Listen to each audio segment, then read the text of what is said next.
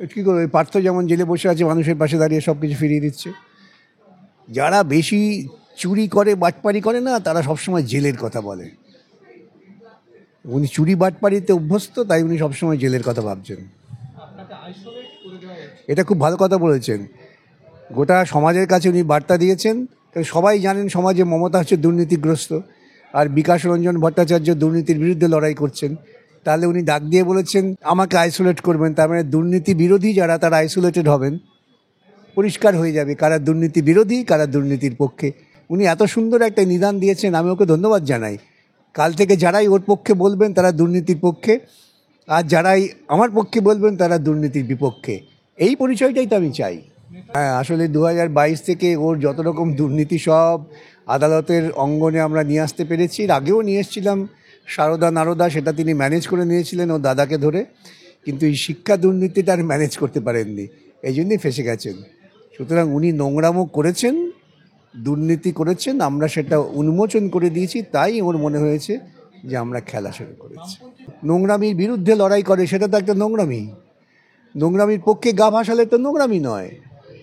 নোংরামির বিরুদ্ধে লড়াই করছে বলেই বামপন্থীরা ওর বড় চক্ষের শুল, এবং উনি বলেছেন আইসোলেটেড। আমি তো কাল থেকে বলবো কারা আমার দিকে আসে চলে এসো, যে আমার দিকে আসবে না বুঝবো সে দুর্নীতিগ্রস্ত।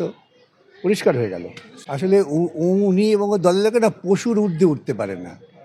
বাঘ, বেড়াল, গাধার মতো চিন্তা করে তো, ছাগল, বেড়া এইসব ভাবেন। আমরা তো মানুষ, আমরা উন্নততর ভাবি।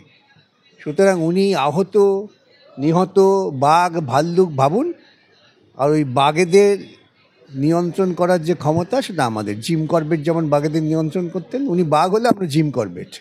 জেনে শুনে সবার চাকরি খেয়েছেন। এই যে দুর্নীতিমূলক প্রক্রিয়া, কালকে সেটা বিচার হবে তো। ক্যাবিনেট সিদ্ধান্ত করেছেন উনি জানেন না? হ্যাঁ, ক্যাবিনেট সিদ্ধান্ত করেছেন উনি জানেন না? উনি যদি ক্যাবিনেট সিদ্ধান্ত করে বলেন আমি জানি না, তাহলে এর থেকে বড় মিথ্যাবাদী তার কেউ নেই।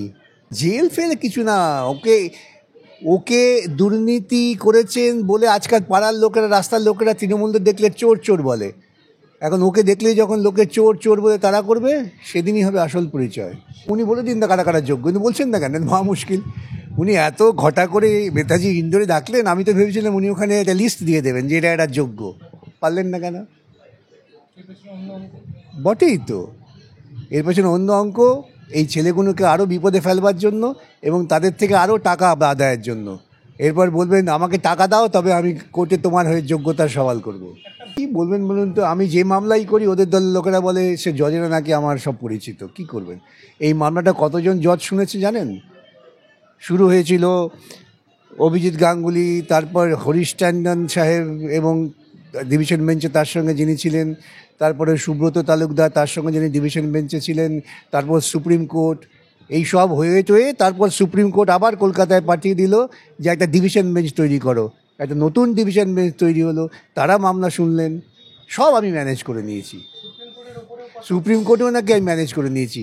এই ধরনের প্রলাপ যারা বকে, আপনাদের উচিত কি জানেন তো, যারা ওকে ভালোবাসেন আপনারা, ওকে অবিলম্বে নিয়ে গিয়ে মনোরোগের যে চিকিৎসক তার কাছে হাজির করানো।